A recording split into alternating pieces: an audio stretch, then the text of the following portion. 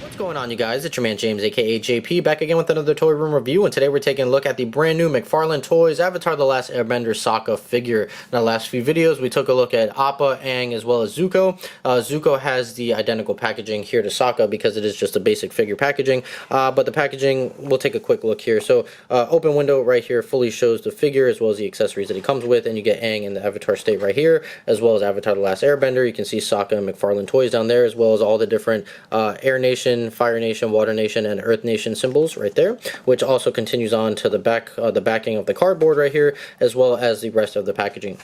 Now, you do get a little read up on Sokka, so if you want to read that, you can go ahead and pause that right now, as well as an image of Sokka right here from the cartoon, which looks very, very nice, and Avatar: The Last Airbender. So that is pretty much it for the packaging, so let's go ahead and get Sokka out of the packaging, and we'll take a closer detail look. Alright, you guys, and here is Sokka out of the packaging. Now, before we take a look at him, we're going to take a look at his accessory that he comes with, and he comes with his trusty boomerang, which looks very, very nice. It is just a solid piece of blue plastic, but again, it is done very, very nicely, and you can see just like all the little lines that they sculpted around the edges right here.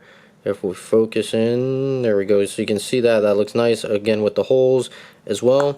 And this is actually pretty sharp around the edges, so that is something, if you're getting this for younger kids, you may want to be a little careful with. It's not anything that's going to stab them, but you can see it did leave a little indent right there on my finger. Then moving that to the side and taking a look at Sokka, like I mentioned with Zuko, he does stand on his own. Aang did not stand, so I am very happy to see that Sokka is able to stand on his own. That is just something that makes me very, very happy. But taking a closer look at Sokka right here, it looks amazing. And I said this in my last couple videos, the Diamond Select version of Sokka does not look anything like Sokka. And I'll put a little picture here as like a side-by-side comparison. I am very disappointed with that version of Sokka. And that's really what drew me to this line, is just how accurate this Sokka looks. I mean, it looks like he jumped straight out of the cartoon. I am very, very pleased with this, man. Very, very good looking head sculpt right here. Again, it looks like he just jumped straight out of the cartoon. You can see his hairstyle right here with the little buzz cut on the side, as well as his little like ponytail thing here, and nice lines and everything sculpted in there to look like strands of hair. And you do have the actual like hair tie right there. It is very small, so the camera's having a hard time focusing. Then you do have his accessory right here, which is a little boomerang holster. And I love the way they did the lines in here to make it look like it's an actual piece of wood. I think that just came across looking very, very nice. And then it is held on right here by this little rope piece.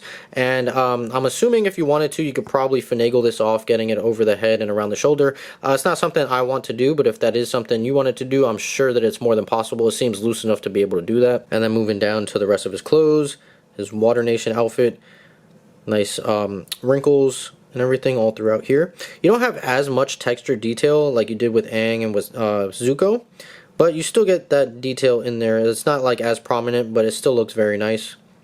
And then you have the wraps and gloves, nice lines in there. Coming to the back is going to be the exact same. Did forget to mention that he has his little like Water Nation necklace type of thing on right there. And coming down to the legs, it's just darker blue pants. A little bit of texture, but nothing too crazy. And the boots have nice texture in them to make them look almost like leather, so I like that. And nice points right here at the top of the boots as well. And then you have the bottoms right there. So as far as articulation goes, it's going to be the same as all the other figures.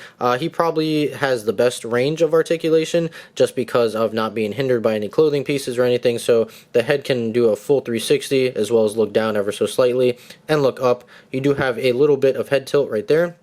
The arm can do a full 360 as well as come outwards. The elbows have... Oh, this is stuck. There we go. So the elbows have a single bend right there, as well as a swivel at the elbows. Nothing in the wrist. You do have torso articulation, so you can go left and right, but you do not have any sort of ab crunch. Now the legs can basically do a full split, as well as kick forward pretty far, and backwards pretty far enough.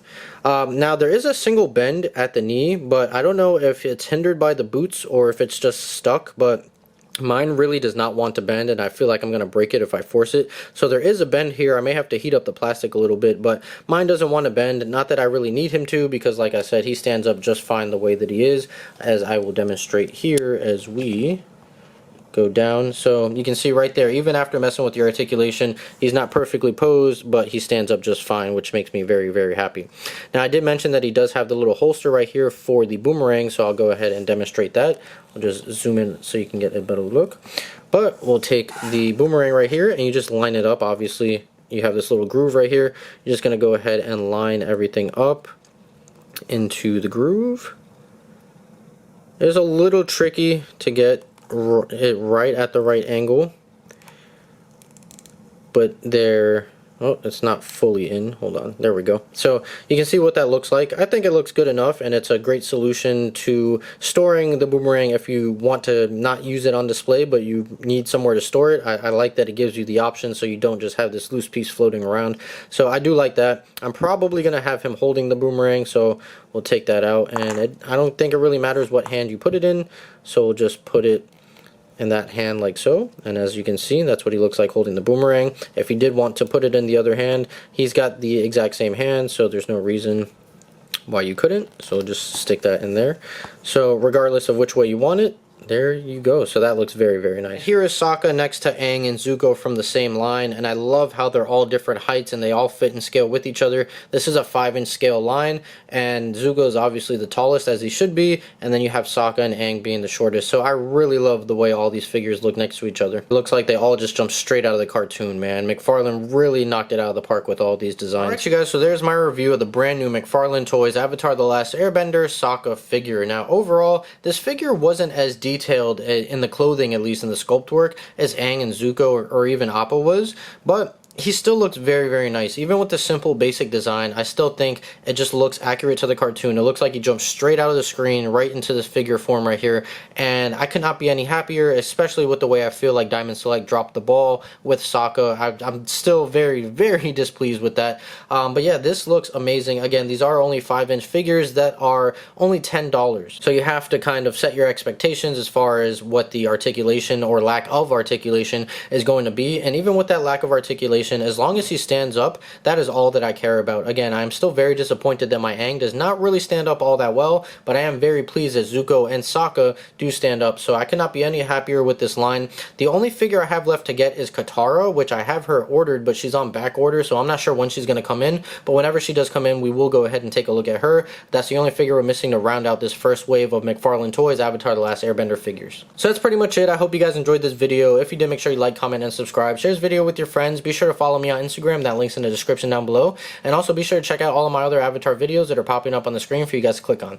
So I'm going to go ahead and get on out of here. As always, guys, stay tuned for more, and I'll see you guys next time.